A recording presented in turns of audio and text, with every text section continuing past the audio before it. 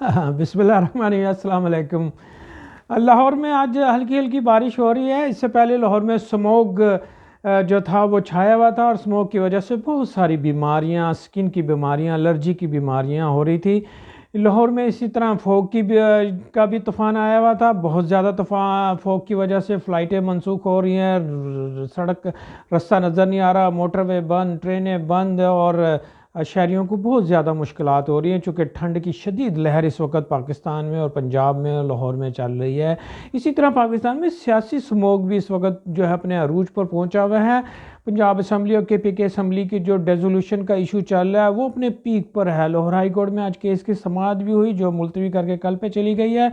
आज अभी पंजाब असम्बली का इजलास जारी है और बड़ी करंट और तेज़ ख़बरें आ रही हैं कि शायद आज वज़ीर आला पंजाब एतमाद का वोट ले लें। इस वक्त पंजाब असम्बली जो है मछली मंडी बना हुआ है और वहाँ पे बड़ी जोश व खरोश और धींगा मस्ती चल रही है। स्मोक जो है चूँकि एक लाहौर की बड़ी एक पुरानी बीमारी है। गुज़श्ता 5 साल 8 साल से लाहौर हाई कोर्ट सख्त आर्डर पास कर रहा है, लेकिन गवर्नमेंट की कमज़ोरी और कानून की बालादस्ती कायम ना होने की वजह से लाहौर को जब शदीद सर्दी पड़ती है तो स्मोक का जो है ना सामना करना पड़ता है। स्मोक एक ऐसी बीमारी है जो हमारी पोल्यूशन से क्रिएट होती है। सर्दियों के मौसम में चूँकि हवा में नमी और हवा का प्रेशर कम हो जाता है, लिहाजा लाहौर में जब बड़े शहर होते हैं वहाँ पे बहुत ज़्यादा आबादी होती है। वो लोग अपनी लाइफस्टाइल को एंजॉय करने और कारोबार करने के लिए कारखाने और गाड़ियाँ और ऑटोज़ और फैक्ट्रियाँ और ईंटों के भट्टे और ये सारे लोग कोयला और दीगर चीज़ें इस्तेमाल करके बेतहाशा धुआं जो है पोल्यूट करते हैं।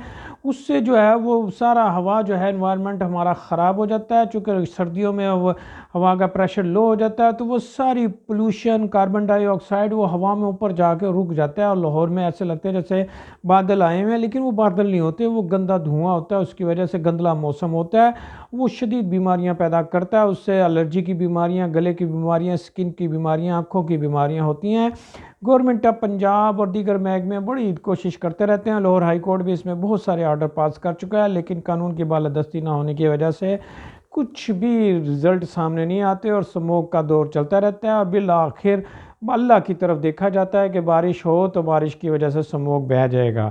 लंदन में भी जब एक टाइम था 1956 में स्मोक की बहुत शदीद लहर आ गई थी वहाँ पे भी, और लंदन में लोगों ने स्मोक की वजह से हलाकतें होना शुरू हो गई थी और हलाकतों की तादाद सैकड़ों में नहीं हज़ारों में थी। तो उस वक्त लंदन गवर्नमेंट ने अपनी रिट कायम करते हुए लंदन के अंदर कोयले की खरीद और फरोख्त पे पाबंदी लगाई, ग्रीनरी ख़त्म करने, दरख्त काटने पे पाबंदी लगाई, गाड़ियों में धुआं छोड़ने वाली गाड़ियों और दीगर तमाम चीज़ों पे पाबंदी लगाई और कानून की बालादस्ती कायम करते हुए उन सब चीज़ों को रोका, ख़त्म किया है, हैवी फाइन्स किए। रिजल्टेंटली चंद सालों में 4 साल बाद लंदन को स्मोक फ्री करार दे दिया गया। देखा जाए तो अगर हुकूमतें चाहें तो वो इन चीज़ों को कंट्रोल कर सकती है, लेकिन पाकिस्तान का मसला ही ये है कि यहाँ पे कानून की बालादस्ती नहीं है।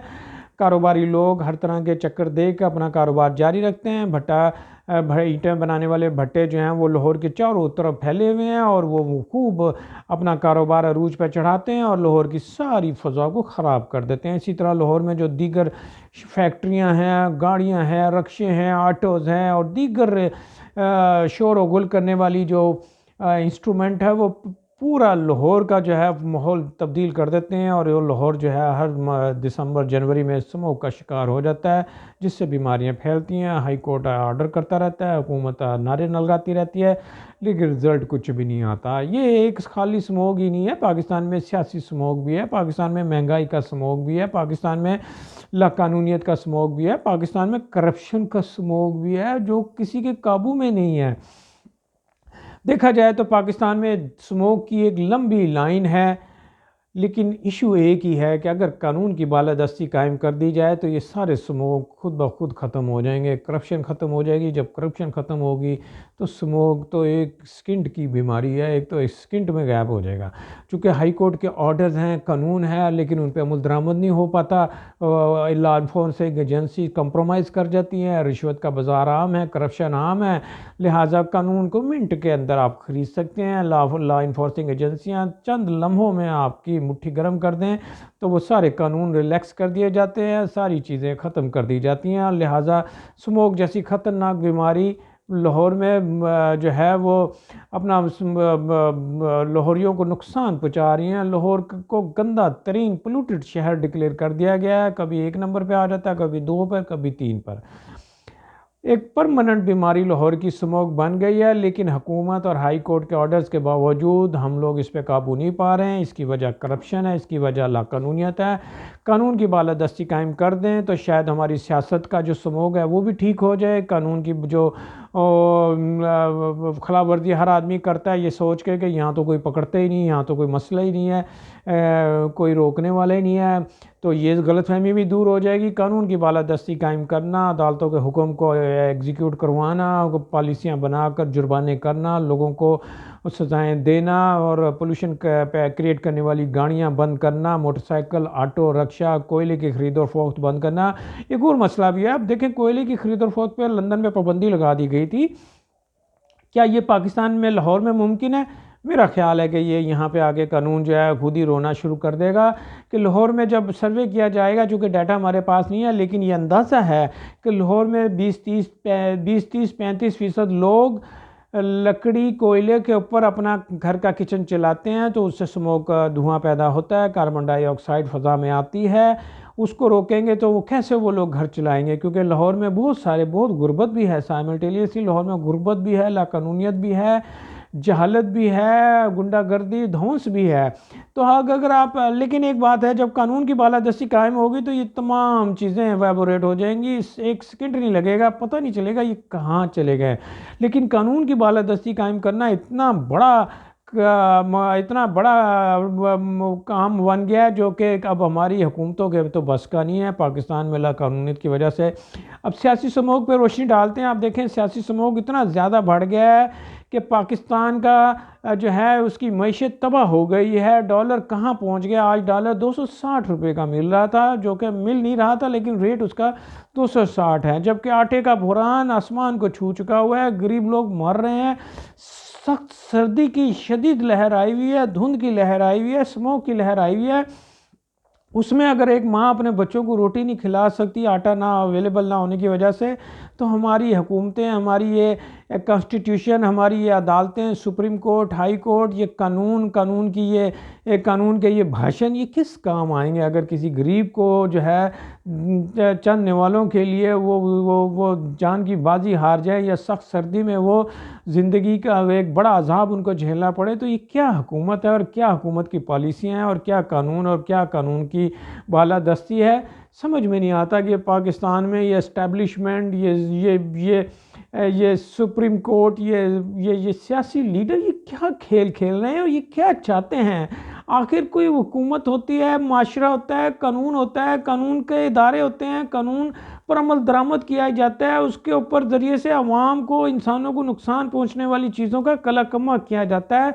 माशरे में एक पुरसकून माहौल बनाया जाता है, आवाम को सहूलतें दी जाती हैं, आवाम को रोज़गार, इज़्ज़त और तालीम और सेहत की सहूलतें दी जाती हैं। लेकिन पाकिस्तान के माशरे में और पाकिस्तान के ये आला इदारे क्या कर रहे हैं, इसकी समझ आ ही नहीं रही है। जितनी मर्जी बहस मुबासा कर लो, लेकिन इसका कोई इलाज नहीं है।